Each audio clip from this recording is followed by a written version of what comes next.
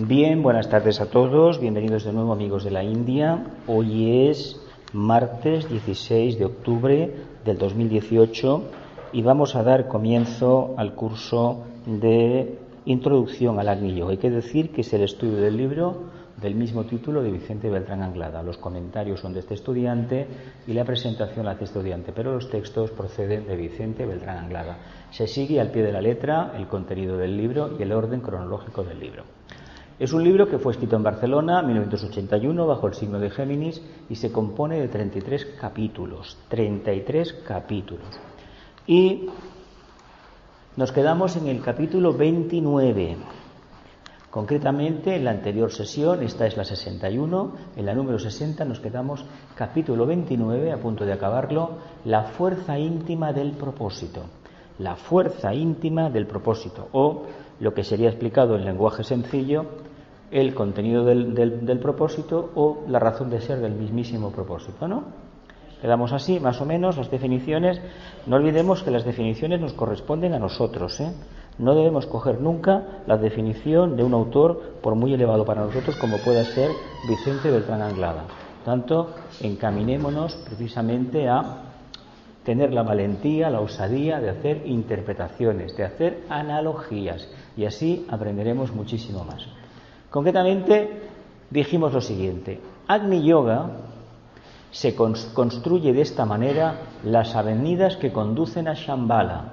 Son unas avenidas aparentemente muy silenciosas y místicas, desde el ángulo de apreciación del aspirante medio, pero llenas de potente dinamismo de la voluntad de Dios, la cual, tal como bien se dice en los anales bíblicos, es un fuego consumidor.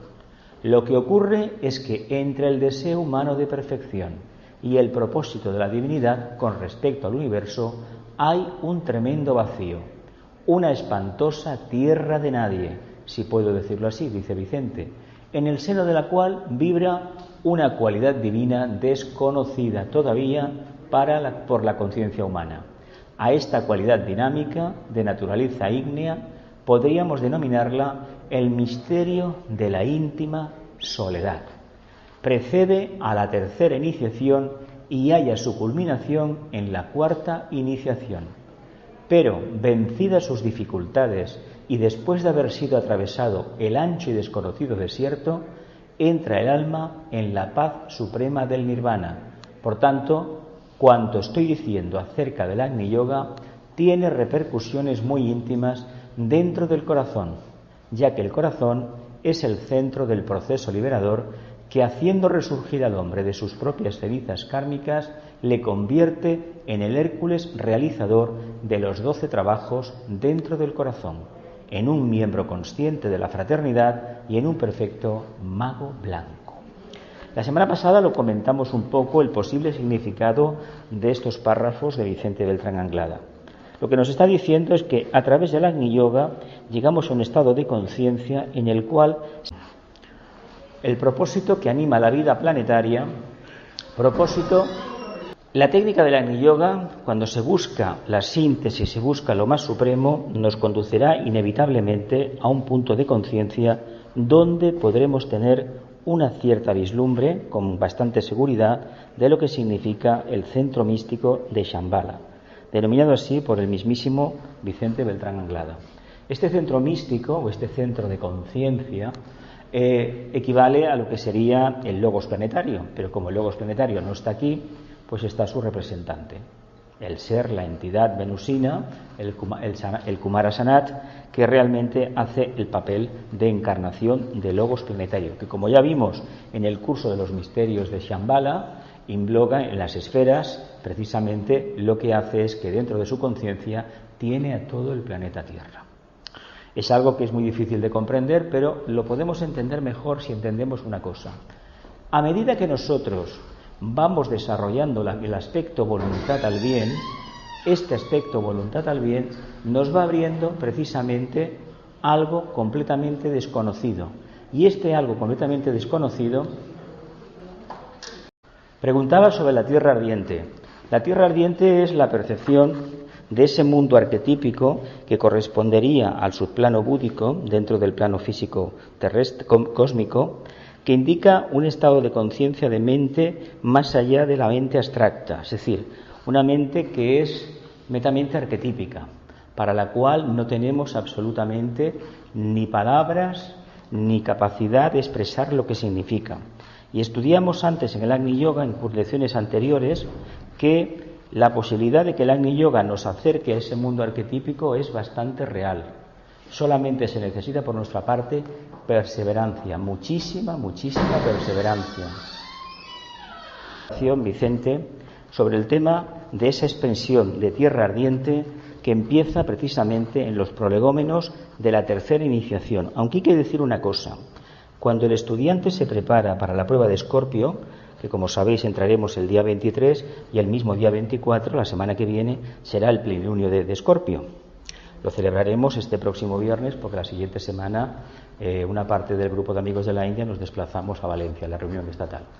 Entonces, en la segunda iniciación, el estudiante, el futuro discípulo, el iniciado, porque ya es un iniciado, pero no de tercera, no gran iniciado, en el sentido de no aceptado en el reino, en el quinto reino, pero sí que realmente ya es digno de ser considerado por la logia. Ahora bien, a condición de que sea capaz de vivenciar esa prueba, que es la íntima soledad, que ese misterio consiste en pisar la tierra ardiente, el mundo de la mente arquetípica, el mundo del fuego.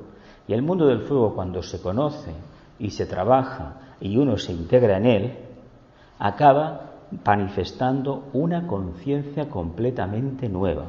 Los escritos de quienes han pasado por estas pruebas se refieren a este misterio como nada más y nada menos que la noche oscura del alma. Un proceso que no es una depresión en el sentido clásico, no es una depresión en el sentido clásico del término, sino que es la manifestación, la percepción clara de un grandísimo vacío y un grandísimo abandono, es decir, como si se hubiera roto la ligazón con lo más profundo de nuestra conciencia.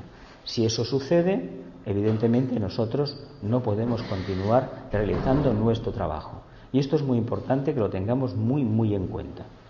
Porque si lo perdemos y no tenemos la confianza de haber caminado por la tierra ardiente y no haber comprendido lo que significa el fuego consumidor, que es precisamente la expresión máxima de la conciencia, lo que nos podemos encontrar es con un problema psicológico que tarde o temprano tendremos que resolver. Imaginaos por un momento una iniciación como la tercera o la cuarta, que tengamos un problema psicológico que todavía no se ha resuelto. Eso correspondería más a la segunda iniciación, ¿no? De ahí que se diga tantas veces que un psicólogo, solo dijo el señor norteamericano, tan conocido, ¿cómo se llama este norteamericano tan conocido? Que ha escrito tanto, que es muy mental. Bueno, cuando nos acordemos saldrá la palabra, ¿no? Pues un buen psicólogo te puede preparar para las pruebas de la segunda iniciación, pero para las pruebas de la tercera tú tendrás que ir buscando la tierra ardiente, vivenciándola, y precisamente vas a ser tú mismo a través de tus preguntas y de tus respuestas quien pueda superar la prueba. Al final nos dice, bien, voy a empezar desde el principio por tercera vez, a ver si conseguimos enhebrar hoy la clase. Estamos hablando de Agni Yoga, estamos hablando del libro de Vicente Beltrán Anglada, Introducción al Agni Yoga. Es un libro de 33 capítulos, escrito en Barcelona en 1981, y vamos ya por el capítulo 32, ¿no? O 28, 29, ¿por qué capítulo íbamos? 29. Bien, estamos en la parte final del libro y prácticamente nos queda muy poco. El propósito es que antes de Navidades podamos consumar el trozo que nos queda del libro. Entonces, aquí nos encontramos con lo siguiente, vuelvo a leerlo de nuevo. Agni Yoga construye de esta manera las avenidas que conducen a Shambhala. Son unas avenidas aparentemente muy silenciosas y místicas, desde el ángulo de apreciación del aspirante medio, pero llenas del potente dinamismo de la voluntad de Dios, la cual, como bien se dice en los anales bíblicos, es un fuego consumidor. Lo que ocurre es que entre el deseo humano de perfección y el propósito de la divinidad con respecto al universo hay un tremendo vacío, una espantosa tierra de nadie, si puedo decirlo así, dice Vicente, en el seno de la cual vibra una cualidad divina desconocida todavía por la conciencia humana. A esta cualidad dinámica de naturaleza ígnea podríamos denominarla el misterio de la íntima soledad. Precede a la tercera iniciación y halla su culminación en la cuarta. Pero, vencidas sus dificultades y después de haber sido atravesado el ancho y desconocido desierto, entra el alma en la paz suprema del nirvana. Que por tanto, cuanto estoy diciendo acerca del Agni Yoga tiene repercusiones muy íntimas dentro del corazón, ya que el corazón es el centro del proceso liberador que, haciendo resurgir al hombre de sus propias cenizas kármicas, le convierte en el Hércules realizador de los 12 trabajos dentro del corazón, en un miembro consciente de la fraternidad y en un perfecto mago blanco. Describe un proceso que comienza cuando el ser humano, practicando Raja Yoga, comienza a alcanzar pequeños atisbos de contemplación. Cuando esta contemplación se va aposentando poco a poco, se presenta una nueva oportunidad. Él hace una analogía con lo que significa el centro místico de Shambhala. El centro, según Vicente, según la tradición esotérica, según el tibetano, donde la voluntad de Dios es conocida. Un centro que evidentemente nosotros hoy por hoy no tenemos un acceso directo. Sin embargo, la técnica del Agni Yoga, el vivir el presente no del modo tradicional psicológico que se emplea, sino aplicando la voluntad al bien, conseguimos trasladarnos a una esfera de conciencia que no tiene nada que ver con lo conocido. Esa esfera de conciencia, ese mundo ardiente, sería esa gran tierra desconocida. Esa tierra desconocida, ese fuego consumidor, nos van a preparar nada más y nada menos, o ese espacio o ese misterio de íntima soledad, nos van a preparar para la tercera y para la cuarta iniciación. Teniendo en cuenta un detalle, cuando el Agni Yoga forma parte de nuestro propio bagaje espiritual y esotérico, el tema de las expansiones de conciencia queda en un segundo plano. Eso está bien desde la perspectiva de un estudiante que está abocado al trabajo del Raja Yoga, la meditación clásica, pero cuando uno ha tenido el vislumbre en algún momento de alcanzar ese estado de fuego consumidor, es decir, ese mundo donde arde la voluntad divina, porque son los arquetipos que están en su mente y que uno percibe a través del plano búdico, cuando eso sucede, todo lo que ha aprendido con el Raja Yoga, la seguridad que le ha dado el Raja Yoga, teniendo en cuenta que la meditación intenta alcanzar la mente abstracta, queda en un segundo plano. Por lo tanto, el único interés que hay es vivenciar el fuego consumidor, vivir la íntima soledad y, sobre todo, atravesar ese desierto de arenas abrasadoras. ¿Y por qué decimos desierto? Pues porque no hay ningún referente que te pueda hablar ni del presente, ni del pasado, ni del futuro, ni de Oriente, ni de Occidente. Absolutamente nada. Es la soledad. Por lo tanto, esta soledad profunda, nos va a conducir ni más ni menos que a ese estado de conciencia totalmente atemporal. Le podemos llamar nirvana, le podemos llamar como nos dé la gana. Pensemos una cosa. Cuando hablamos de Agni Yoga, el gran problema es poner palabras. Y no podemos poner palabras a grandes arquetipos. Primeramente porque nos debemos de convertir en el arquetipo mismo. ¿Y cómo nos vamos a convertir en el arquetipo mismo? Pues la línea de rayo monádico que cada uno manifieste. En primer lugar, manifestaremos la apetencia de la personalidad, después el de la conciencia intermedia, que sería el alma, y llegará un día como iniciados que manifestaremos el rayo monádico. Esa esencia será la que nos permita entender el nirvana. Ese estado de conciencia, expresaremos la realidad de esa línea energética. Pero todavía está lejano, ¿verdad? Por lo tanto, hemos de enfrentarnos a las pruebas, hemos de superar esos periodos de profunda reajuste que son la tercera y la cuarta iniciación y sobre todo en la cuarta reivindicar ya desde el momento, aunque hablemos de la cuarta, lo más probable que lo que tengamos que pasar es la segunda, eso ya lo sabemos. Porque la primera, el nacimiento de la conciencia crística, hay que entender que en cierta medida ya está despierta, se trata de que se manifieste. Y eso es un trabajo que nos corresponde a nosotros. trabajar el aspecto crístico en relación al grupo, no en relación a la personalidad, que eso ya lo hemos hecho, en relación al grupo. Cuando esto sucede, esto se va abriendo y evidentemente uno ve la posibilidad a través del grupo mayor, la humanidad, de presentar un estado de conciencia completamente distinto, que sea capaz paulatinamente de interesarse por los asuntos del mundo. A todo eso le llamamos conciencia social o brazo horizontal de la Antakarana. ¿Sí? ¿Lo vemos bien? ¿Continuamos? Una pregunta. ¿Puedes hablar un poquito de lo que es el fuego consumidor? Qué buena pregunta. Bueno, la primera vez que se pregunta esto aquí, ¿eh? La primera vez que se pregunta esto aquí. Mi alma es un fuego consumidor. No, mi Dios es un fuego consumidor, ¿no?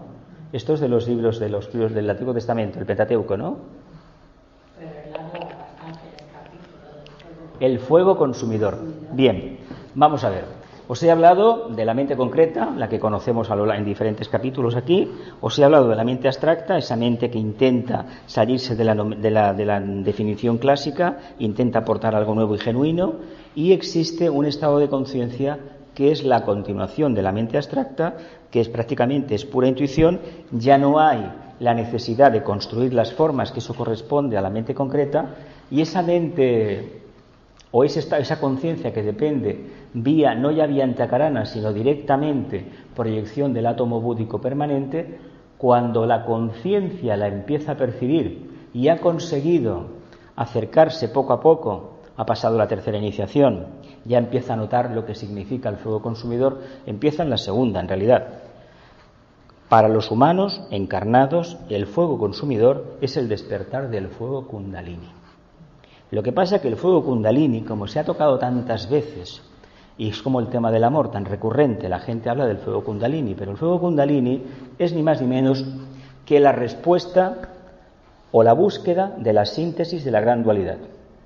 ¿Yo qué soy en el fondo? Yo soy una conciencia que evoluciona periódicamente en una forma. Yo soy un actor y periódicamente interpreto un personaje diferente, ¿verdad? Aquí me conocéis como en este cuerpo, con esta personalidad, pero esta personalidad no soy yo, es la herramienta que utilizo precisamente ¿para qué? Para desempeñar mi papel, para aprender y transmutar la materia de estos vehículos, es decir, los tejidos de estos vehículos los voy a sutilizar cada vez más, ¿no? Claro, por medio está la comprensión de lo que significa la ley de la justa retribución y sobre todo el tema de la reencarnación para nosotros. Le podemos llamar ley del karma, como se corre de Shansara, tanto da. Cuando entendemos que la forma y la conciencia en el fondo es lo mismo, y esto es una cuestión que ya desde ahora mismo deberíamos plantearnos, porque sabemos que son diferentes, porque la mente concreta nos lo dice, pero si miráramos en profundidad y pudiéramos ver el potencial que tiene la personalidad, la forma, cuando realmente está alineada, cuando nosotros decidimos focalizarnos en el entrecejo, que es una decisión del yo inferior en lugar de estar en el ombligo, en el mundo de la emoción, del deseo, me focalizo aquí. ¿Qué sucede? Cuando yo me convierto a nivel de personalidad, de mente concreta, en el señor de la mente concreta, lo que estoy haciendo es llamando la influencia del centro que está atrás, del centro coronario, de la glándula pineal. Cuando esto se produce, hay una especie de fusión entre la glándula pineal y la glándula pituitaria. Ahí se activa el tercer ojo. Pero para manifestar este proceso hay una fase previa que dura varias vidas, en que se empiezan en un momento dado de la evolución a sentir, no diremos calores en el sentido tradicional del término, pero sí ciertas anomalías. Y esas ciertas anomalías llega el momento, en un punto determinado, en una época determinada, de un año determinado, después de un periodo de aparente calma, en que uno tiene la sensación de que por dentro se está quemando. Uno se pone la mano y detecta calor, pero es mentira. Si vas al médico, no te van a ver nada de eso. Si vas al médico, te hacen un cardiograma de urgencias porque te pasa algo en el corazón no hay absolutamente nada. ¿Qué ha sido entonces? Bueno, pues es un potencial energético que por dentro está ebulliendo, está manifestándose. Los chakras se están activando, pero básicamente Kundalini se despierta porque desde arriba, desde el alma, se está llamando a la parte inferior. Y la parte inferior y la parte superior son exactamente lo mismo. Vamos a hablarlo en estos términos.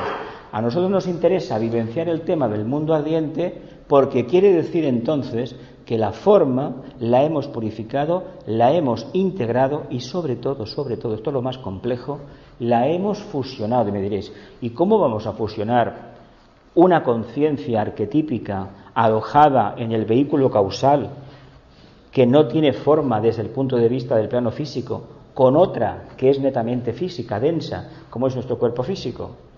No olvidemos una cosa, quien transmite la energía no es el cuerpo físico, es el vehículo etérico. Por lo tanto, el vehículo etérico es el agente comunicador precisamente de esa tierra ardiente. Pero es que esta tierra ardiente además tiene la particularidad para el estudiante de que allí donde va percibe el mismo contenido, aunque los que tenga delante todavía no hayan sido capaces de despertar ese fuego. Pero no olvidemos una cosa, si estamos asistiendo a cursos como estos aquí o en cualquier parte del mundo, hay que decir que el fuego ya despertó en su momento.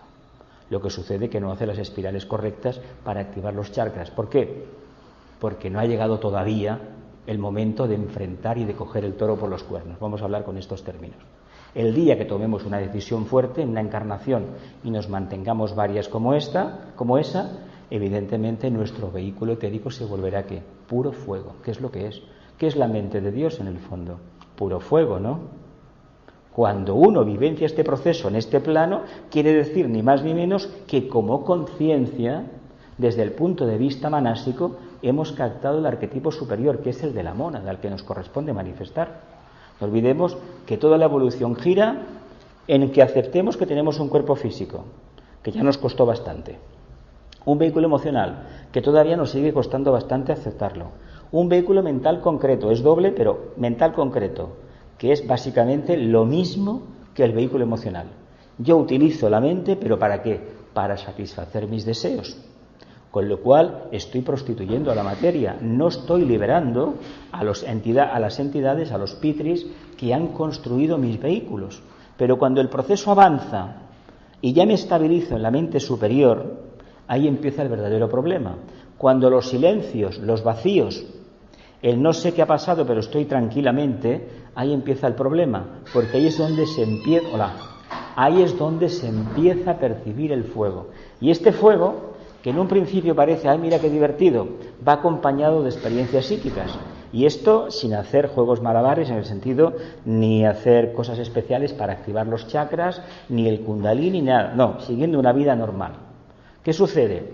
Que si el fuego empieza a despertarse y uno hace la vida de antes, es decir, no es una vida a lo mejor demasiado ordenada, no es una vida de cierta pureza alimenticia, de cierta pureza de comportamiento, básicamente de pensamiento y de palabra. El tema del sexo lo dejamos para otro momento.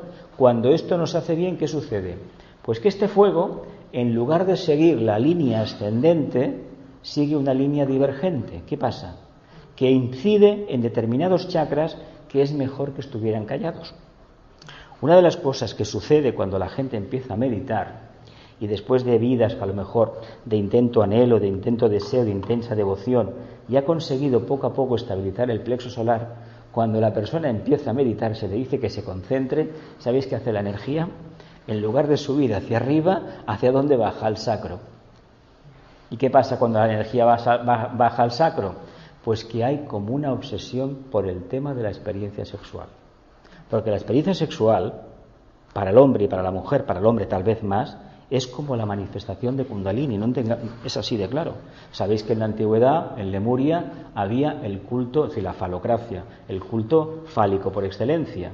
Habéis estado en la India, está un trozo del lingam de Shiva. Pero hay que entender que esto viene de un periodo de la humanidad muy larvario, muy primario. ¿Cómo comprendo yo la divinidad?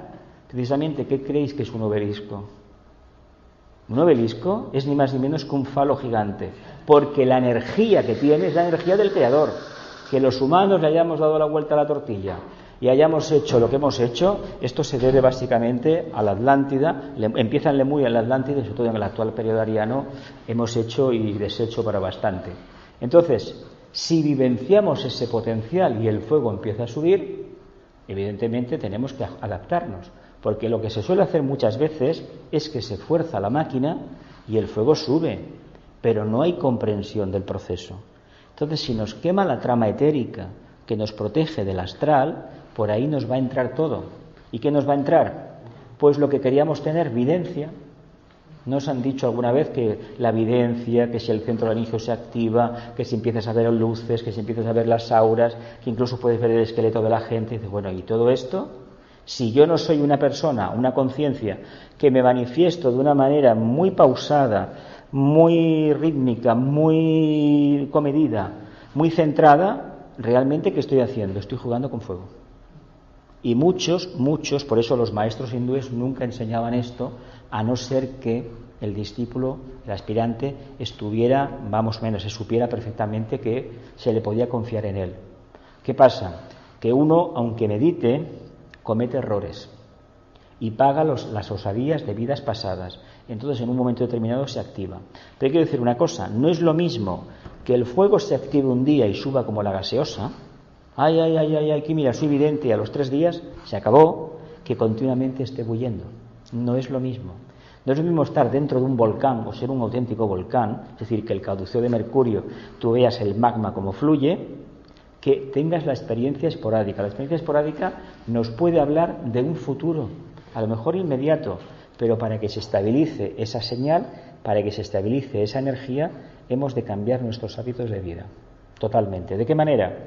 Pues incluso simplificarlos al máximo. ¿Por qué creéis que se inventaron los ayunos? ¿Para qué? Las dietas vegetarianas, el retiro de silencio profundo, para aquietar el fuego serpentino, para que la tierra ardiente no nos acabara devorando, porque este proceso conduce a un estado de conciencia donde existe una total nadencia y una total identificación con el propósito logoico. Y eso se percibe, se capta. No se tienen palabras para describirlo. Es como la noche oscura del alma. Cada discípulo la va a vivir de una manera, pero tiene que ver básicamente en cómo se ha comportado o qué ha trabajado en muchísimas encarnaciones. No olvidemos que una encarnación es ni más ni menos buscar una alianza estratégica entre la forma y la conciencia. Y una iniciación es aposentar la relación entre la conciencia y la forma. Pero, ¿qué tenemos los humanos? Hacemos distinciones, ¿verdad? Y el problema es que eso no nos vale, porque ahí nos hemos perdido. Mientras hagamos distinciones entre la forma y la conciencia, nos estamos olvidando del verdadero propósito, que es manifestar la unidad. Pero no podemos ir a la unidad al mismo tiempo si no partimos de la diferencia. ¿Verdad que es de locos? Pero imaginaos por un momento que estuviéramos en un punto de observación que nos pudiéramos ver desde la mónada, que mira, estos dos idiotas están peleando. ¿Sí? ¿Y en el fondo qué es? Nada, es un reflejo mío, nada más. ¿Por qué la mónada se manifiesta de forma dual? ¿Por qué existe un alma? Nosotros decimos somos almas, en realidad no somos almas, somos mónadas. Lo que pasa es que eso es una forma de ver la dualidad, nada más.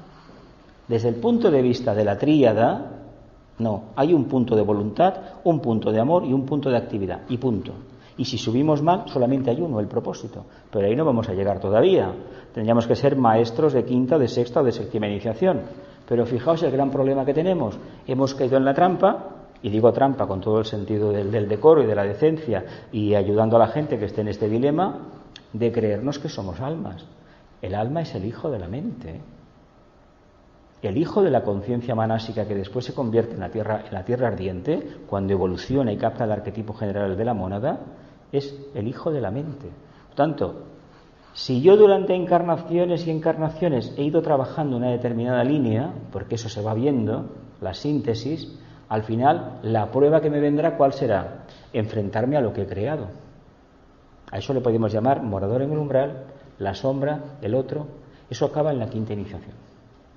Y fijaos lo que tenemos por delante. Y al final parece ser para reconocer, como ya sabemos reconocer, que en el fondo la parte oscura y yo somos exactamente lo mismo. La parte oscura me genera esto, pero me lo he generado yo. Yo he puesto el cemento, el agua, la grava, lo he puesto todo, ¿verdad? Y mi pensamiento lo ha conformado. Luego los ángeles me lo han construido, pero he sido yo. El diseñador y el arquitecto he sido yo. ¿Quién lo reconoce esto? Nadie, ¿verdad que sí? Muy pocos, ¿verdad? Cuando esto se vivencia, ¿qué sucede? Pues que el mundo que conocíamos se viene abajo. Se viene abajo por completo. Ya no te llama la atención, ya no es el referente que tenías evolutivo, ya no aporta nada, y además que tu conciencia, si continúas en ese estado, se queda encajonada, encorsetada, se cristaliza. Y tú, antes de que la conciencia se te vuelva esclerótica, ¿qué harás?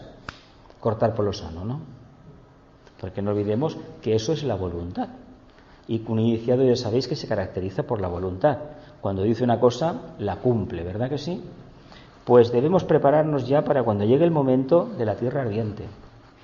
Porque si trabajáramos en el plano físico como si fuera una realidad de conciencia para nosotros, no nos olvidemos que poco a poco se irá precipitando. ¿Queda la pregunta respondida o plantea más dudas todavía? ¿Plantea más dudas la tierra ardiente? Sí, pero no acabaría nunca. Entonces, Dime. Hacía preguntas, pero no acabaría nunca de preguntar. Claro, porque es el método socrático, preguntas y respuestas, claro, ese es el método. Hola. Continuamos, dice, cuanto hablemos acerca de Agni Yoga, ha de tener forzosamente un valor cualitativo de síntesis, pues, lógicamente, ha de repercutir dentro del corazón y ha de hacer vibrar sintónicamente cada una de las células físicas con los latidos del centro místico del Logos, que denominaremos esotéricamente el corazón del Sol. Es decir, el aspecto búdico es el corazón del Sol, donde se reúne la cámara de los logos planetarios del sistema solar, referido al logo solar, y en la Tierra es los concilios de Shambhala. Dice, tal es esencialmente la función del Agni Yoga. Vamos a concretar ahora algunas de sus más importantes actividades de acuerdo con el plan de la jerarquía y las intenciones del Señor del mundo. El corazón del Sol, centro místico del Logos, Agni Yoga. Entonces, ¿el Agni Yoga qué representa? El Agni Yoga es la llave, el camino, el pasaporte, la clave para entrar ¿dónde? En el mundo arquetípico por excelencia, pero partiendo de la propia expansión de conciencia personal, dejando de lado todo lo conocido y convirtiéndonos en seres profundamente creadores. Qué curioso, ¿eh? La asociamos al centro cardíaco, está en el medio, ¿no? El cuarto chakra, como también le llamamos, y sin embargo, del corazón que hablamos no es exactamente el centro cardíaco. Hablamos de su contraparte en el centro coronario, la corona interior, esto que la gran invocación, el loto egoico, tiene aquí representado. Esa tierra ardiente sería acercarse a la última hilera, a la que protege precisamente la joya en el loto. No es que sea eso instantáneo, eso se va vivenciando poco a poco y se producen las experiencias simultáneas.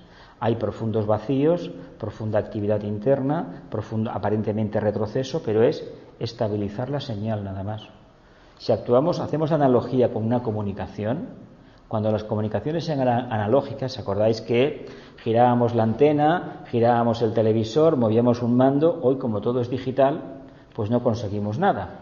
Sin embargo, en aquella época quitábamos un poco de niebla, dábamos un poco de color, pero cuando salió la TDT se acabó el invento. Te salen cuadraditos, dibujitos y nada más, porque la señal ahora es digital. Pues imaginaos el profundo ajuste que tenemos que hacer de descomprensión del algoritmo que emite el Logos, la señal codificada que emite el Logos, y nosotros ¿qué hacemos? La descomprimimos y captamos ¿qué? Lo que lleva dentro. En el fondo, un maestro, un discípulo, ¿qué es? Un centro difusor y receptor de energías. Dime. ¿Es lo mismo que la masa del corazón? Sí, es exactamente lo mismo que el loto egoico, es lo mismo. Son diferentes denominaciones para el mismo proceso, pero el proceso superior es un proceso que mucha gente dice que es maravilloso, pero yo, por todo lo que he leído y lo que he podido ir viendo poco a poco, es un camino, de perros. Durísimo. Durísimo. ¿Estamos dispuestos a pasar noches enteras sin dormir? ¿Estamos dispuestos a tener que hacer un ayuno en contra a veces de nuestra voluntad porque no hay forma de apagar lo que está dentro? Y teniendo la cabeza en su sitio, ¿eh? Es decir, no es que uno tenga alucinaciones, no. Es que las pruebas que empiezan cuando uno, en su sano juicio, empieza a darse cuenta de otro mundo. Puede ser el mundo astral, que está aquí. Imagínate que vas por la calle y hay como una división. Mi lado derecho ve un mundo y mi lado izquierdo ve el otro. ¿Con cuál me quedo? Voy a cruzar la calle, coger el metro o estar en el trabajo y soy capaz de percibir conversaciones en los dos lados. En el plano físico, que a lo mejor son conocidos míos que están, sabedores, a cientos de kilómetros, y estoy percibiendo otra realidad nítidamente del plano astral. El plano astral es el campo de servicio de los discípulos, Aunque se nos entrene desde el cuerpo, desde el plano mental, donde nos mandan a limpiar es precisamente al astral. Es donde está todo el campo de batalla, ¿no? Ahí tenemos que ir. ¿Estamos dispuestos a pagar ese precio? Porque la curiosidad nos va a matar, Si no hay una conciencia que lo pueda aposentar, va a ser muy difícil que aguantemos. Y lo que no se pretende nunca es que se nos vaya la cabeza, porque si se nos va la cabeza, se acabó. Ya sí que no servimos para nada, La cabeza debe estar muy, muy aposentada. ¿Continúo? A ver qué tiene. Dice, sintonizar el centro del corazón físico del discípulo con las energías que proceden del sol físico. Corresponde a las técnicas naturales y espontáneas de respiración o verdadero pranayama, muy distintas, sin embargo, de las técnicas estandarizadas de respiración que se utilizan en los distintos yogas. Por lo tanto, se nos dice que aprenderemos, emitiremos el OM correctamente y respiraremos correctamente cuando estemos dentro de ese mundo arquetípico del Agni Yoga, dentro de la tierra ardiente.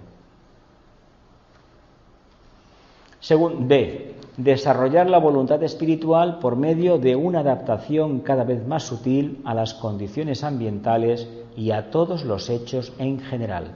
C, situar el corazón del discípulo en un estado tal de distensión que le permita afrontar sin temor y sin afectación alguna los sucesivos estados de conciencia tendientes a la soledad del ánimo y al cultivo de los valores internos.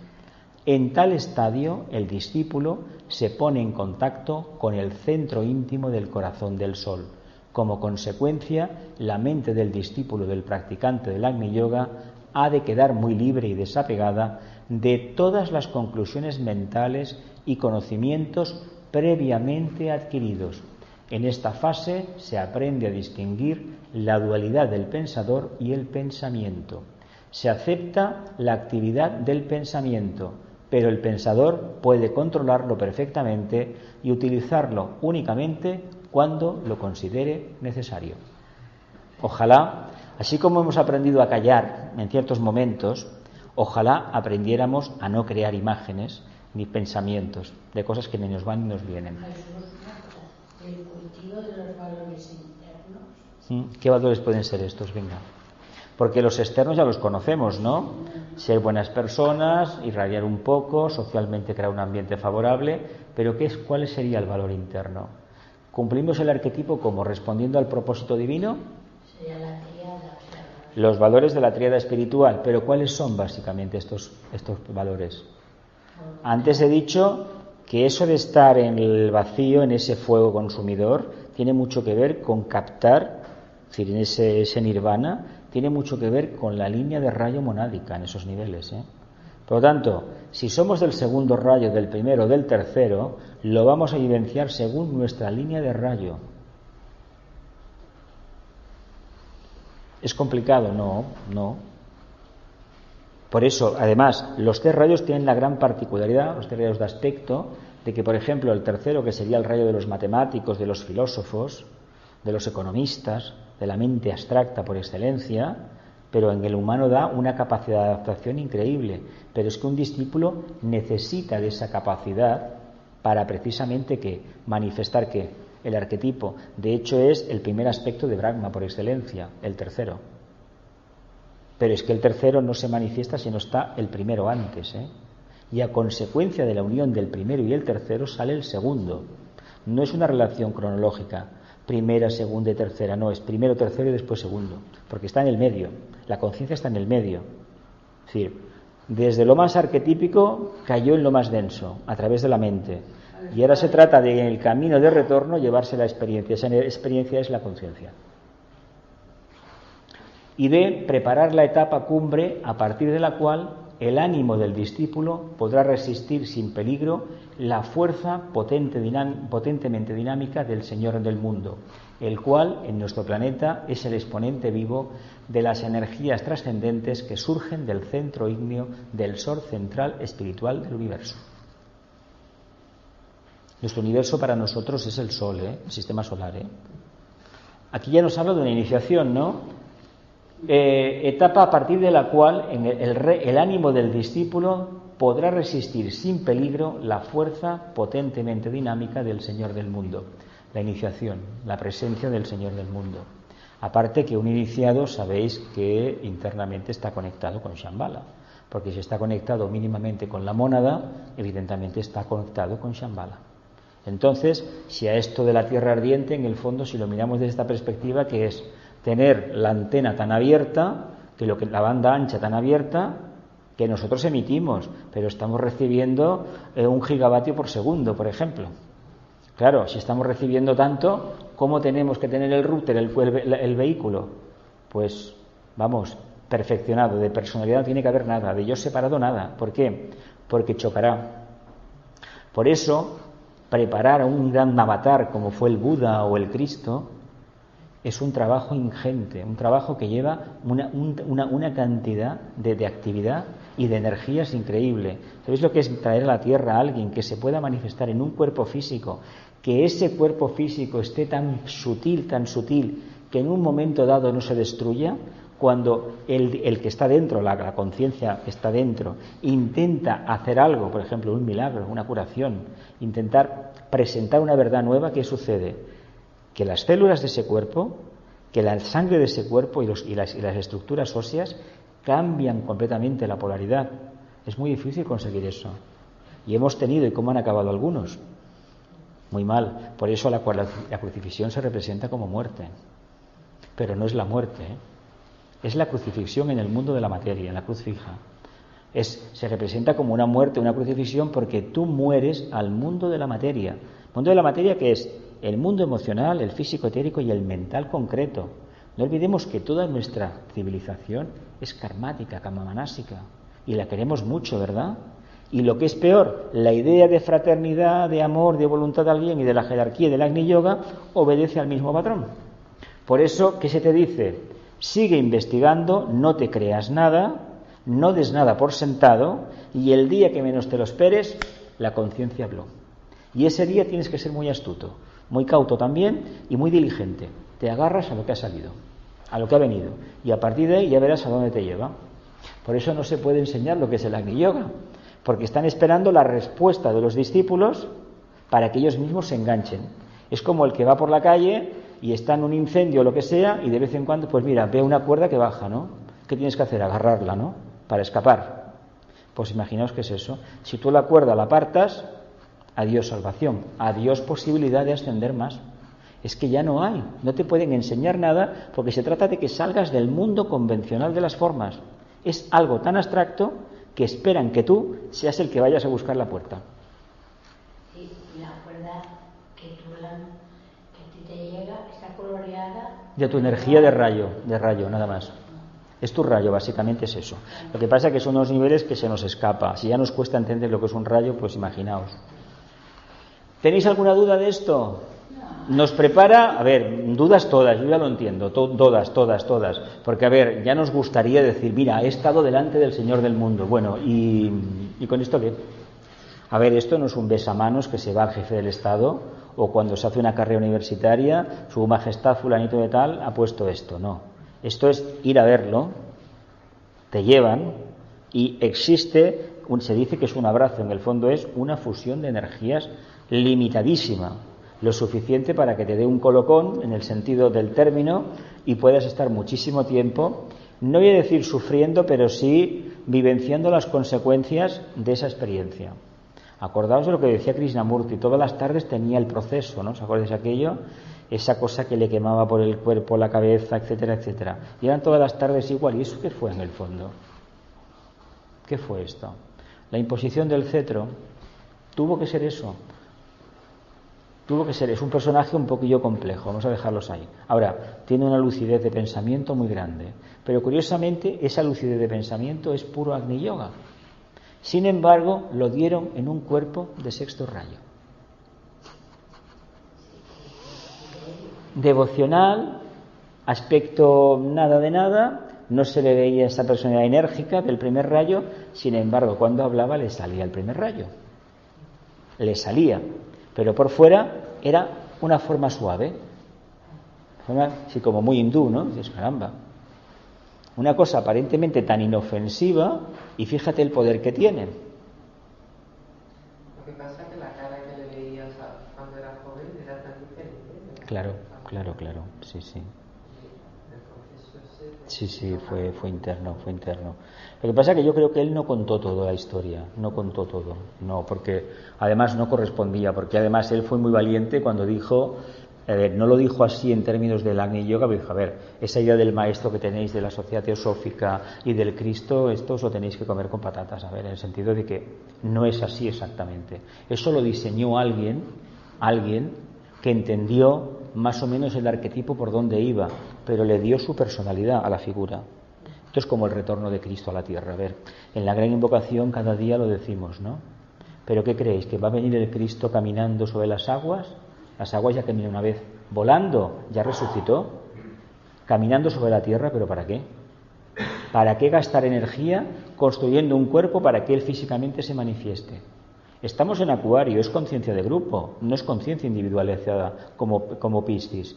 Es mejor que sea el grupo el que acabe liberando la energía de ¿qué? De la integración, del amor, llamémosle amor. A mí me gusta mucho la palabra amor porque se ha sobado tanto, se abusa tanto de ella que no se sabe muy bien de lo que se habla. Pero hablemos de integración, porque si hablamos de integración estamos utilizando la misma energía hacia una finalidad en el plano físico muy concreta. Os he puesto siempre el ejemplo de las aguas residuales, de los parques, del medio ambiente, de la ecología, del reino animal. Si los humanos tuviéramos amor, haríamos cosas que hoy por hoy no las hacemos, ¿eh? Pero el trato que se le da al reino animal o el trato que se le da al reino vegetal, sabéis cuál es, ¿no? Eso no es precisamente de conciencias amorosas.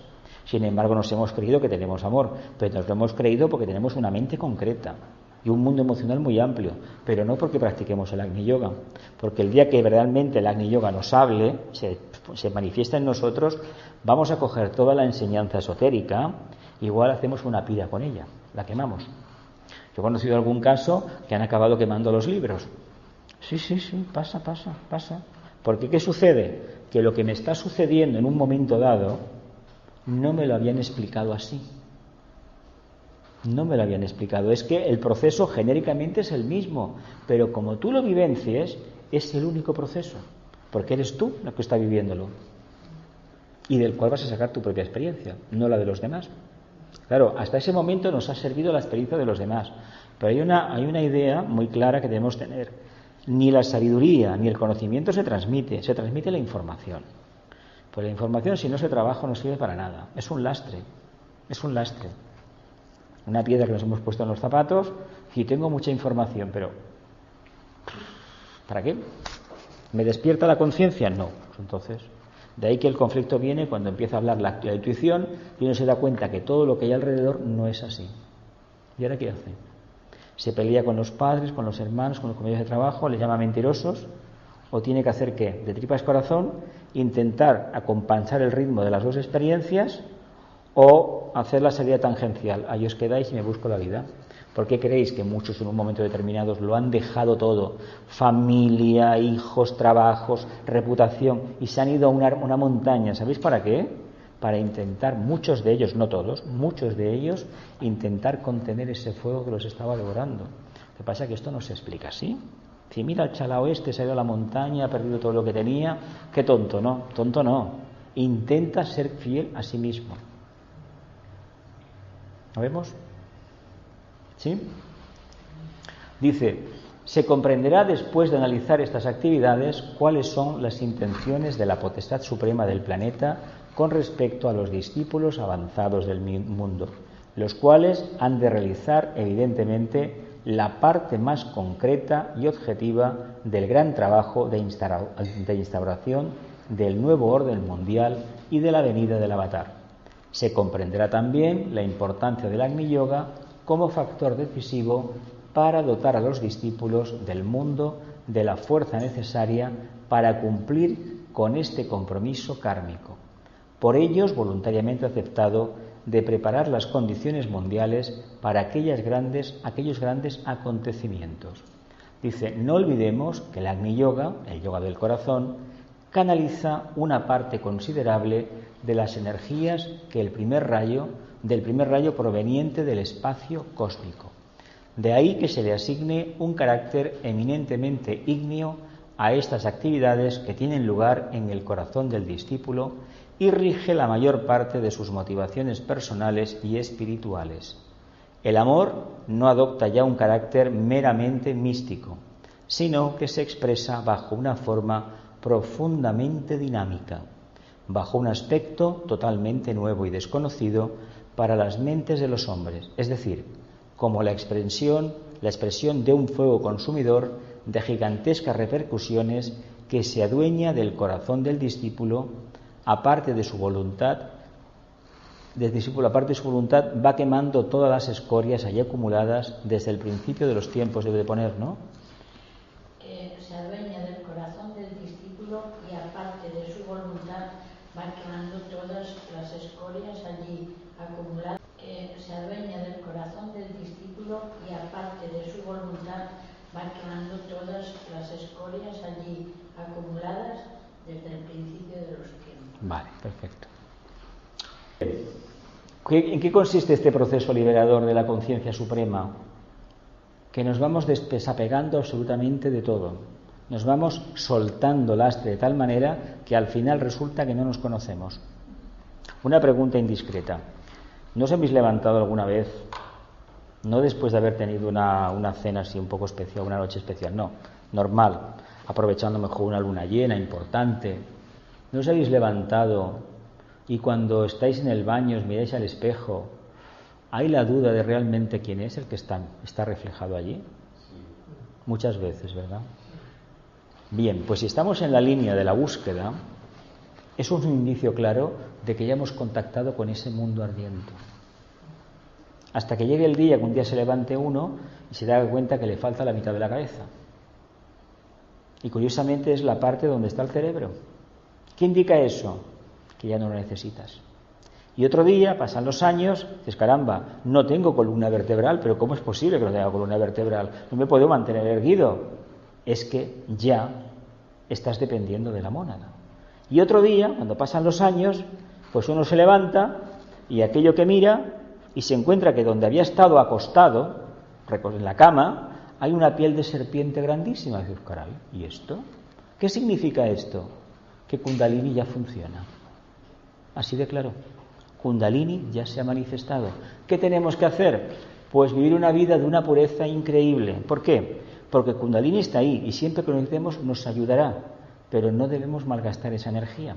Por lo tanto, todo ese potencial solamente con un objetivo, el cumplimiento del plan, el propósito divino. Esto es como cuando uno descubre que su mente es dual. Eso el cristianismo no lo explica, pero evidentemente en las escuelas de misterio se ha enseñado siempre lo mismo. Uno tiene vagas percepciones, pero cuando descubre que el control de la palabra y el silencio potencian la mente superior y a su vez el contacto con el alma, deja de hablar y deja de tener una vida personal con las amistades que ha tenido siempre. ¿Por qué? Porque no le aportan nada y el mundo donde se quiere introducir le exige una máxima fidelidad. Cuando uno aprende a distinguir entre la mente concreta y la abstracta, empieza a utilizar la mente para ver qué puedo hacer para manifestar mayor voluntad al bien y mayor armonía en el mundo ambiente. Cuando esto lo hacemos, nos hemos dado un paso directamente hacia la luz, porque ya no utilizamos el potencial interno humano para satisfacer el mundo de deseos, sino que nos decantamos directamente por el bien. Y si esto lo hacemos una vida y otra vida y otra vida, ¿qué tenemos? Pues tenemos a alguien que en un momento determinado apuesta por recibir directamente de la parte arquetípica, vía mónada, todo el potencial que puede expresar. No se recibe más que aquello que realmente se puede expresar, karmáticamente hablando. Es decir, una limitación es que todavía ese trabajo no se ha hecho. Por lo tanto, no te van a dar más voltaje o más amperaje de que pueda resistir la instalación, porque sería una tontería que te sometieran a una prueba y que te quedaras allí. Además, no lo van a permitir nunca. Ahora, que después luego tú te descarríes por el camino, bueno, esto ya somos libres de equivocarnos, ¿no? ¿Continúo? Es bonito, ¿no? Pero esto es muy complicado de adquirir, y cuando se vaya a adquirir es muy doloroso, Él se pasó toda su vida pública. Hay una parte de la vida que no explica, no sabemos nada de él, al menos Por lo tanto, él, su gran historia era hablar nada más y nada menos que de la serena expectación. ¿Y sabéis para qué? Para poder apaciguar la imposición del cetro. El cetro iniciático. Él recibió la cuarta iniciación en un momento dado de su vida, y fue tanta la afluencia energética de fuego que tuvo, que él realmente, tenía un carácter muy especial, persona afable, pero cuando estaba en su mundo de comunicación interna, parece ser, la gente que lo vivenció, aquí más de uno lo echó a la calle. Sí, venía un primero como un castillo. Pero hay que entenderlo hay que entenderlo. A él le costaba, no es que le costara, es que él lo vivía, el dolor que tenía aguantando ese fuego, que era el servicio que tenía que hacer al grupo. Porque su ministerio en esta asociación fue ese. Y quiero decir que si él no hubiera venido a esta asociación, ya no existiría hace muchísimos años. Prácticamente no venía nadie. Y fue traerlo en el año 77 o 78, y esto se llenó durante una década. Que fue así. Había un karma especial entre él, me imagino, y también con todos los primeros que fundaron esto, habían estado con él en Teosofía, no lo querían, etcétera, etcétera, que él aquí dejó algo construido, y aquí se hicieron trabajos muy buenos. Pero todos sabéis que tiene un principio, un nacimiento, una expansión y un declive. Todas las formas son así. Y una asociación como esta es una forma mental materializada. Por lo tanto, o te revives, te reinventas, o acabas periclitando, te acabas petrificando, te acabas hundiendo. Eso nos pasa a nosotros también. Por lo tanto, no hay que tener tanto miedo. Es un cambio. Él se encontró con ese problema y por eso explica tanto el tema de la serena expectación, porque le servía a él de trabajo inspirador, y para que nos diéramos cuenta que delante de él, yo personalmente no le conocí, pero delante de él había que estar en serena expectación, porque él era hipersensible y captaba todo lo del medio, todo. Ya sabemos que estaba el maestro detrás de él, sabemos que en muchas conferencias hablaba el maestro, y que incluso en este libro, yo os he dicho más de una vez que está escrito por el maestro, porque hay arquetipos que sí, son suyos, pero él bebió de la fuente original. Claro. Dice, la mente del discípulo no ha de intervenir para nada en este proceso purificador, sino mantenerse completamente aparte, serenamente expectante, dejando que el fuego vaya progresando y realizando su obra de purificación y ascendiendo desde el propio corazón al centro más elevado de la vida humana, el chakra coronario, quemando a su paso y reduciendo a cenizas todos los impedimentos de la vida personal, incluida la capacidad del libre albedrío, la cual se irá paulatinamente impersonalizando hasta convertirse en la propia voluntad espiritual. Eso es olvidarse de que uno es humano, de que uno es una conciencia dual. Imaginaos el problema que tenemos por delante en el camino. Primeramente, aceptar, reconocer que tenemos una conciencia dual, aceptarla, integrarla, transmutarla, fusionarla, y al final, para decir, ¿y todo esto para qué? Pues para que me tenga que olvidar definitivamente, vía fuego interno, de la misma. ¿Es el problema que hay en la crucifixión? Cuando el dolor del discípulo aquel que le habían crucificado, que se había él mismo inmolado, autoinmolado, de renunciar a lo que durante millones de años o centenares de encarnaciones, las que fueran, había ido atesorando. A ver, la gente lo ve muy fácil, sí, me libero. Bueno, yo diré otra cosa, no me lo creo. Si fuera tan fácil, el mundo estaría lleno de grandes santos, de grandes seres que irradiarían. Y no es así. ¿Por qué? Porque es un proceso de abandono, de desapego. Cuando el Buda habla del desapego, que era para prepararse para la segunda iniciación, ni más ni menos, lo que les estaba diciendo es, continúa por ese camino porque llegarás a una que te lo vas a tener que comer todo. Y cada iniciación, en el fondo, subiendo incluso las de los Mahatmas, las superiores, consisten en desapegarse de algo, pero no como la perspectiva humana, entendemos, sino el grado de comprensión y aceptación de una realidad diferente. Un maestro, para llegar de la quinta a la sexta, tiene que renunciar a la conciencia que ha adquirido, va en la quinta iniciación, la comprensión del sistema. En la sexta tiene otra. En la séptima tendrá otra, la que tiene el Buda con una octava iniciación, ya os podéis imaginar cuál puede ser. No tenemos ni idea. Tanto es así que solamente puede venir una vez al año a la Tierra en materia etérica, y sabéis que tarda 8 minutos, ¿no? Desde que aparece hasta que se va. Lo que tarda la luz del sol en llegar aquí, ¿no? A la Tierra, más o menos. Y es solamente unos segundos que está. Y tenemos para todo un año. Pero él no puede estar aquí. ¿Por qué? Porque si se apareciera en el plano físico nos fulminaría con su radiación. Serían como cientos de bombas atómicas explotando al mismo tiempo. Por eso los grandes avatares no pueden pisar la Tierra, son sus discípulos. Y cada vez que va expansionando su conciencia, tiene una percepción completamente más abarcante, diferente. Imaginaos la entidad psicológica que podría haber, que no lo sabemos, al frente de la Vía Láctea, de la galaxia, donde hay 300.000 millones, ¿no?, de estrellas o así más o menos. Imaginaos, o lo que sea. Imaginaos qué conciencia puede ser, pero no sabemos nada.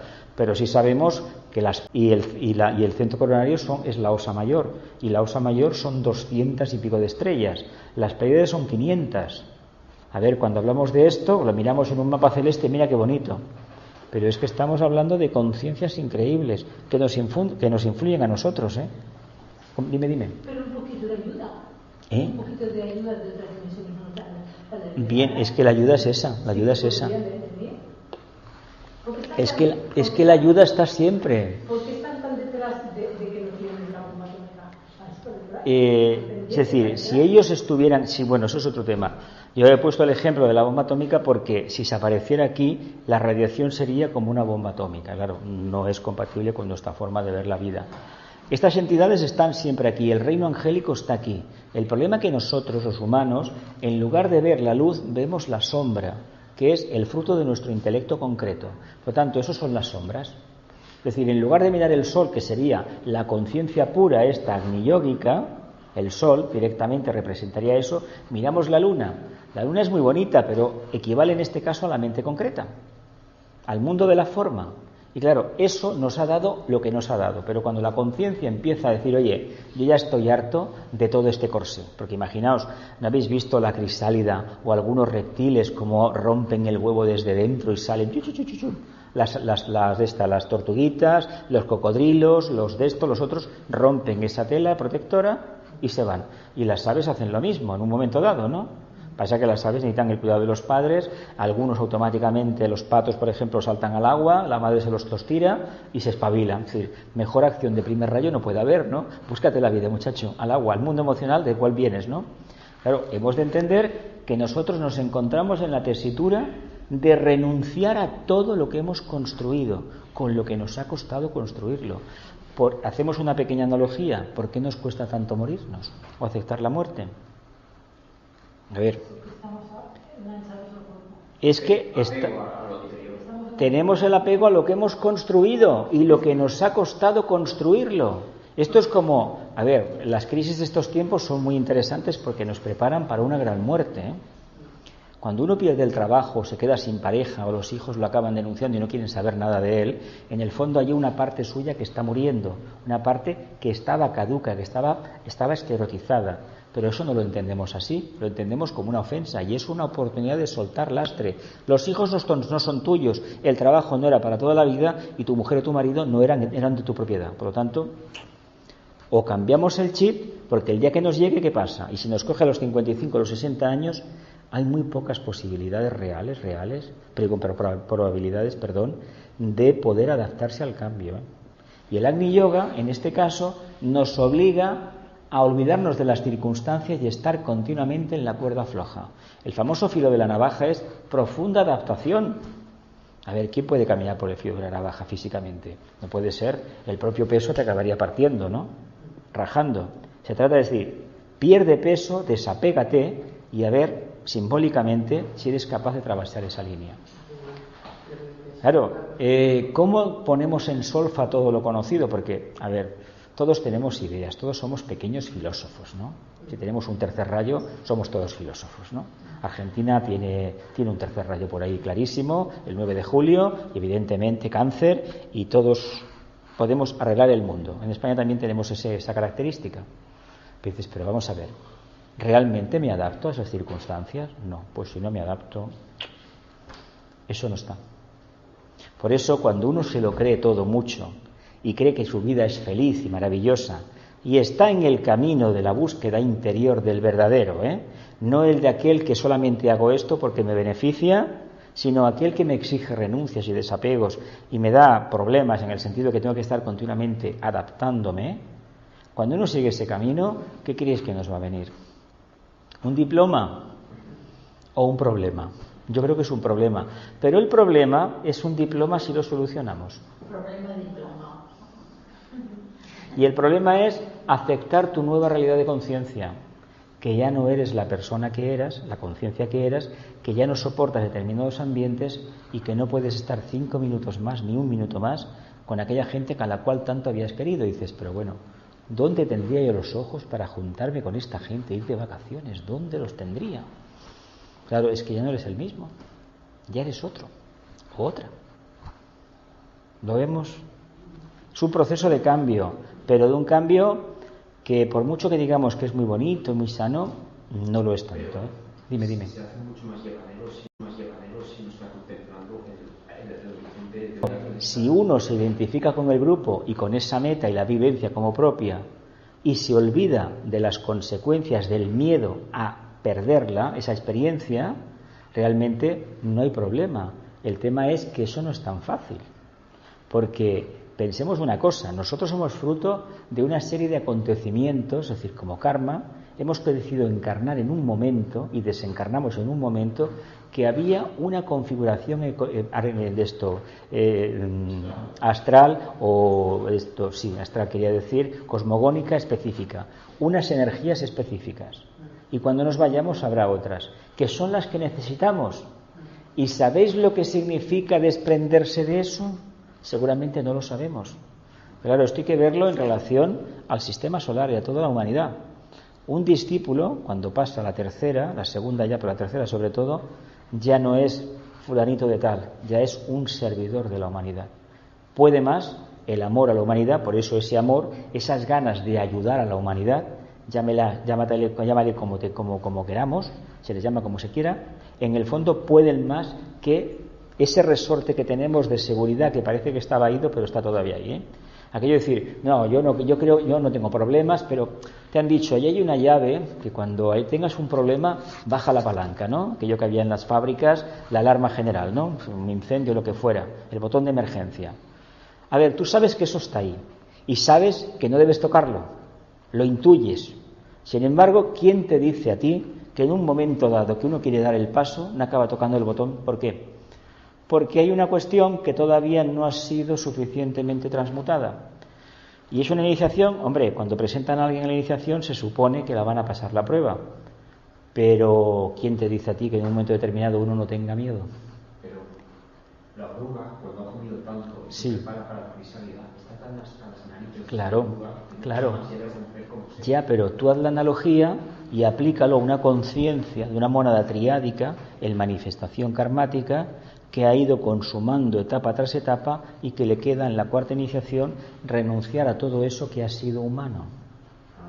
Claro, tú vas viéndolo, a lo mejor una encarnación antes o muchos años antes del proceso, lo vas viendo, pero llega un momento que tú mismo has de dar el paso. Es decir, que no es que tú te hayas creado las circunstancias como hasta ahora. Si tú vas aprobando los exámenes parciales, muy mal tienes que hacer el último examen para no aprobar la asignatura. No, es que lo que has hecho te sirve mucho y no te sirve para nada. Claro, y aquí está, que es un vacío tan grande y por mucho que te hayan hablado, no te lo han podido transmitir porque tienes que vivirlo tú. Esto es como decir, mira, tengo un problema de sobrepeso, pero hasta que no tomes un día la decisión de no comer o hacer otra cosa, el sobrepeso estará ahí. No, lo dices más grave que eso, más fuerte. Es más fuerte. Es más fuerte porque, de hecho, los que lo han pasado y lo han dejado dicen que es terrible la experiencia. ¿Por qué? Porque no es que te desnuden, es que te arrancan la carne de los huesos, hablando en plata. Te quedas como un vehículo etérico, pero ya has quemado los átomos simientes. Es decir, a partir de ahora, ¿qué pasará? Bueno, no te preocupa ni el pasado, ni el presente, ni el futuro. Esto, en el fondo, es lo mismo que reconocer esa, a nivel humano, a nivel de encarnado, de la conciencia encarnada, el estado de conciencia del logos, donde el pasado, el presente y el futuro no tienen sentido, porque él vive en el presente. Claro, si nosotros viviéramos en el presente, seríamos ese fuego consumidor, esa voluntad espiritual. De hecho, el Agni Yoga nos prepara para vivir en el presente. Pero es que el presente tiene un problema. El presente procede de mi pasado. Y yo no entiendo que en el presente, en lugar de vivirlo, estoy construyendo un futuro que va a ser tan puñetero como el presente. Porque no estoy centrado. Claro, es que es muy bonito ver en un mundo que se mueve continuamente, buscar el punto medio, el centro. El centro físicamente es imposible. Ahora, ¿cómo a nivel de conciencia voy sorteando el obstáculo, me voy adaptando, no infrinjo el karma y estoy vivenciando este proyecto? Es decir, el guerrero de la luz vence sin luchar. Ahora bien, tiene que estar continuamente atento, no dejarse llevar por nada y reinventándose cada minuto. ¿Qué pasa? Que todo eso te va quemando capas y capas y capas y capas. Pero para vivir un presente tienes que entender un pasado, si no es imposible. Pero es que en el día a día, si estamos atentos en el día a día, veremos por qué reaccionamos, porque en las anteriores encarnaciones nos dieron por todas partes. Pero bueno, lo que tienes al menos aquí en esta vida física. Claro, mira, yo he podido comprobar ciertas cosas que seguramente acontecieron en mi anterior encarnación. No voy a dar detalles, pero ciertos karmas que he tenido y ciertas formas de entender mi propia conciencia y la de los demás proceden de actitudes erróneas mías de vidas pasadas, concretamente de la anterior. Y en esta, pues, he tenido que reconocerlo y capear el temporal, y no sabemos muy bien, sí que percibo que en la medida que estoy centrado, la parte de atrás no me come. Entonces, ese karma, esa sombra, se desintegra. El problema del karma es que decimos, vamos a ver, es que esto me pasó porque he tenido estos padres de la vida pasada. Ojo, la forma mental está ahí, pero yo soy el que la está alimentando. Y aquí se trata de que la forma mental del pasado y la del futuro se desintegren. Es decir, se fusionen únicamente con la del presente. Y claro, el presente, ya me imagino que cada uno tiene el suyo. Y ahí empieza el problema. Si nos conociéramos mínimamente, como decía el oráculo de Delfos, hombre, conócete a ti mismo como uno con el imperecedero, entonces entenderíamos lo que dice el Salmo 23 de los judíos: el Señor es mi pastor, nada me falta. La conciencia superior soy yo, no me va a faltar nada. ¿Y por qué tengo miedo? O sea, la semana que viene en el día 23 empezamos en Escorpio, ¿no? Y precisamente es la muerte, la renuncia, el cuarto rayo, el guerrero de la luz. Y a ver, siempre se toca el tema. Dice, no, es que yo no tengo miedo a la muerte. A ver, no digamos nunca, no tenemos miedo a la muerte, porque la muerte es un cambio de conciencia, es una expansión de conciencia en el fondo. Lo bien que vamos a estar cuando hayamos pasado las circunstancias que sea, cada uno tiene las suyas, cuando nos demos cuenta de, bueno, pero ¿por qué leche me he preocupado yo? Si fíjate después lo que ha sido. Sin embargo, ¿por qué se preocupa uno?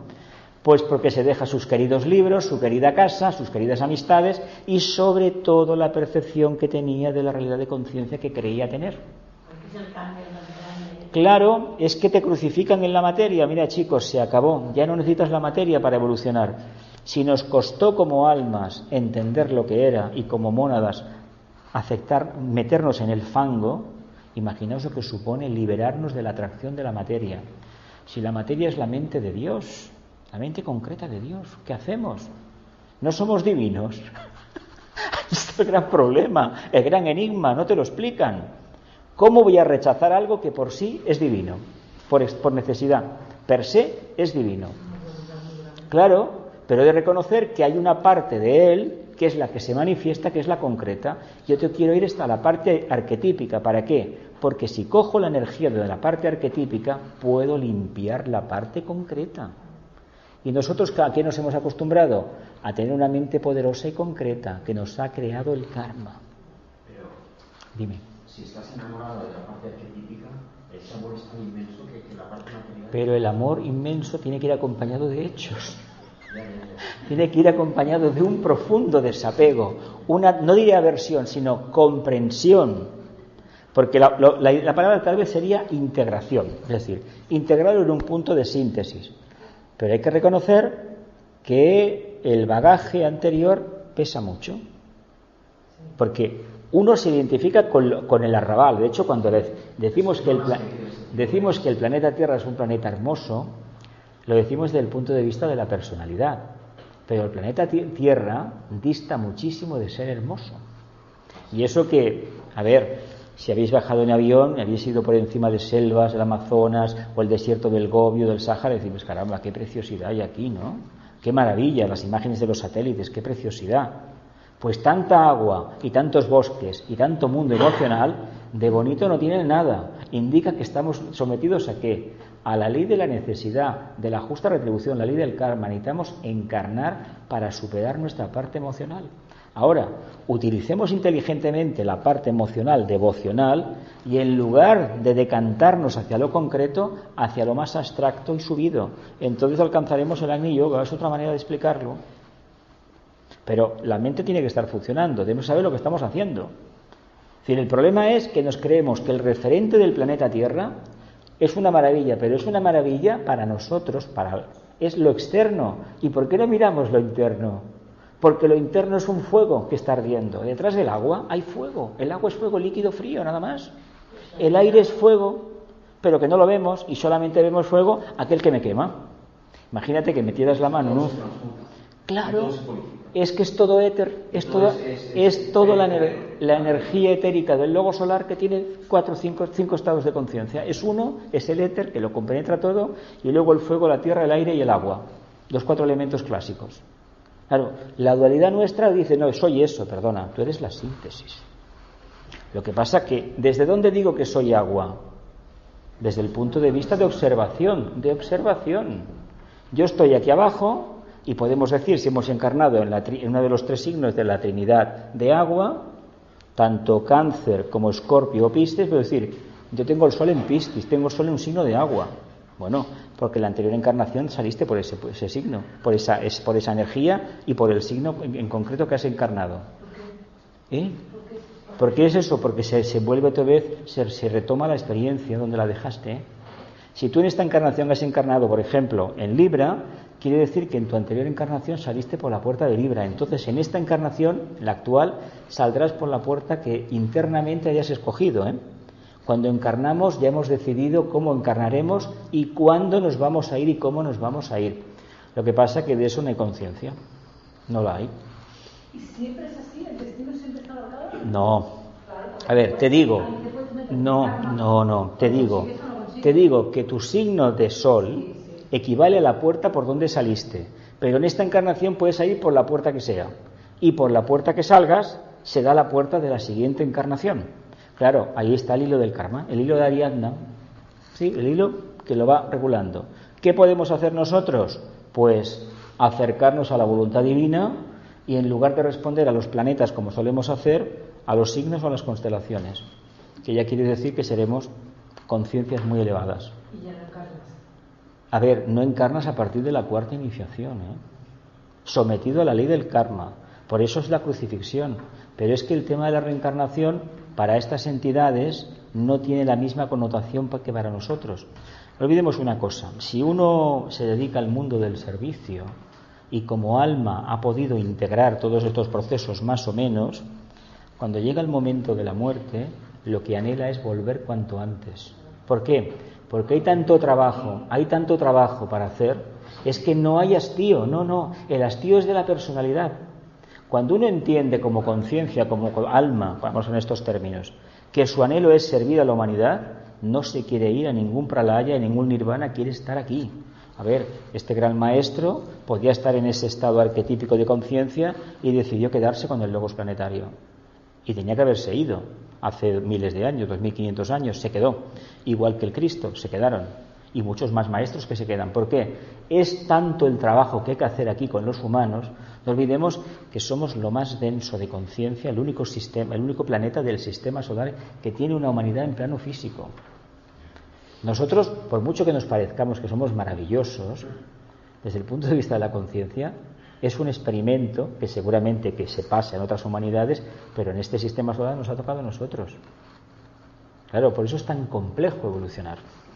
Pues hay tantísimos conflictos, pero es que es el único camino de que despertemos la conciencia, es decir, que expresemos el potencial que llevamos dentro, no hay otro.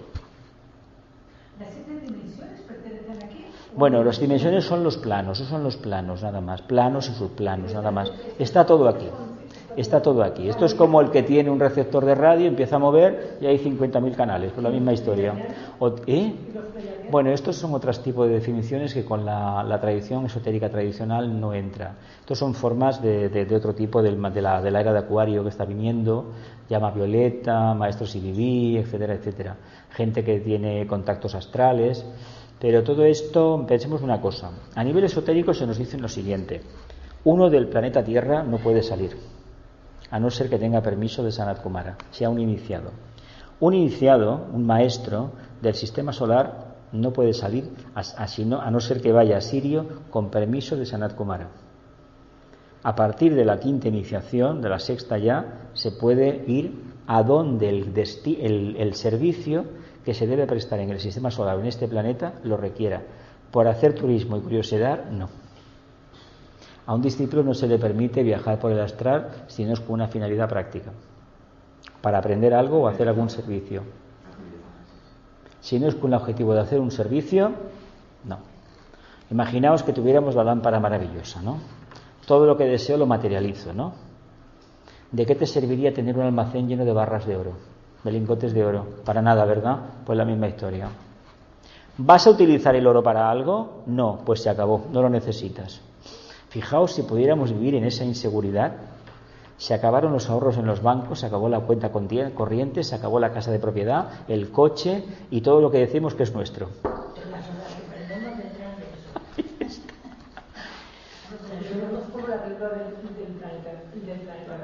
Del planeta, no sé de qué va, no sé. El planeta libre, ¿no? No lo recuerdo, no sé de qué va. Bueno, pues es igual. Que no son humanos, que vienen aquí. Es que los maestros fueron humanos, están aquí pero no los vemos. A ver, es que eso es un tema que nos da... hay que parar ya. Nos daría para mucho, pero hay que pensar que estamos en un punto de la evolución que nos es dado conocer los misterios de la casa del Padre. Ahora sí, porque además hay que decirlo abiertamente, estamos en el 2018. De aquí al 2025 vamos a tener acontecimientos que van a venir, pero vamos, haciendo así, nada más. Un chasquido de dedos, vendrán. ¿Y por qué el 2025?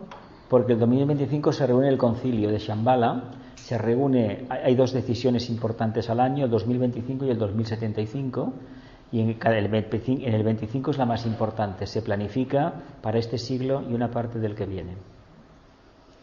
O nos ponemos las pilas o nos las van a poner. ¿Qué puede pasar entonces? Pues una gran crisis. Una gran crisis. Igual que pasó hace 5 años, se tienen que hacer bien. O las hacemos bien, o las hacemos, o pagaremos el karma. O pagaremos el karma de todo lo que ello significa de la osadía humana.